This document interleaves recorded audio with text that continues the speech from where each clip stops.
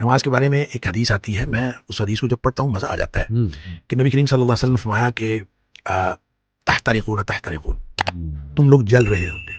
اب دیکھیں نبی اکرم صلی اللہ علیہ وسلم کا کلام وہ ہے جن کو اللہ نے فرمایا، اللہ تعالیٰ نے نبی پاک صلی اللہ علیہ وسلم نے، اللہ نے مجھے اوتیت جوامع الکلم، مجھے کلام کی جامعیت عطا کی گئی، یعنی تھوڑے الفاظ سے زیادہ مفہوم نکلتا ہے.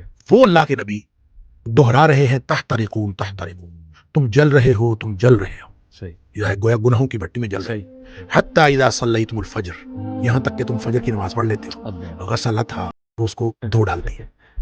ثم تحترقون تحترقون، پھر تم نکلتے ہو تو پھر وہی دنیا ہے، وہی گناہ ہے، وہی آنکھیں، وہی سماعتیں، کہاں کہاں تم پھر رہے ہو اور گناہ ہو رہے ہیں.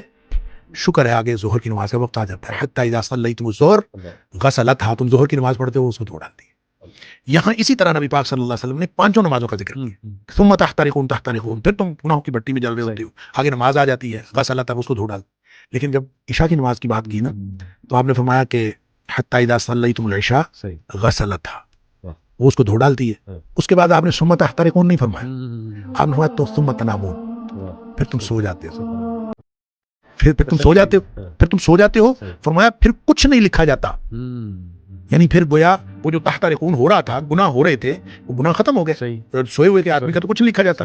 ویسے بھی نبی پاک صلی اللہ علیہ وسلم رفع الاقلام عن ثلاث، تین قسم کے لوگوں سے قلم اٹھا لیا جاتا ہے. تو سوئے ہوئے سے قلم اٹھا لیا جاتا، تمہارے اوپر کچھ نہیں لکھا جاتا حتی تستيقظوا، جب تک تم جاگ نہ جاؤ اس وقت تک کچھ نہیں لکھا جاتا. اچھا، اس کا مطلب یہ ہے کہ جو نہیں سویا عشاء کے بعد تو وہ تو تحترقون تحترقون ہو رہا ہے. تو یہاں سے ایک مسئلہ نکلتا ہے کہ ہم جو عشاء کی نماز پڑھ کے جاگتے رہتے ہیں اور 11-12 بجے تک جاگتے رہتے ہیں، تو ہم گناہوں کو سمیٹتے رہتے ہیں اور غسلتھا کیے بغیر سو جاتے ہیں. یہ اتنا بڑا رسک لیتے ہیں. اس لیے نبی پاک صلی اللہ علیہ وسلم نے حضرت ابو ہریرہ رضی اللہ تعالیٰ عنہ کو فرمایا تھا کہ ابو ہریرہ سونے سے پہلے وتر پڑھنا نہ بھولنا.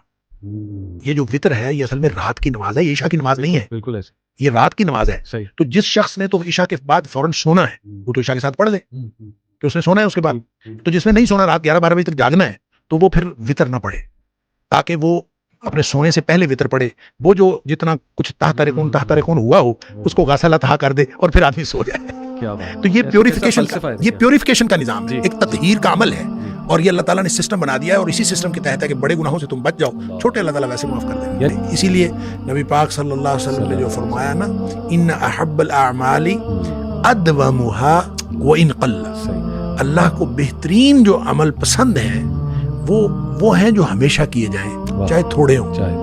تھوڑا تھوڑا عمل معمول کا حصہ ہو، آپ کریں، ہمیشہ کریں. تھوڑا عمل ہو جیسا بھی وہ اللہ کو پسند ہے. لہٰذا اللہ تعالیٰ کو کمپلیٹ سبمیشن والے مسلمان پسند ہیں، نہ تو جزوی والے پسند ہیں اور نہ ہی سیزنل پسند.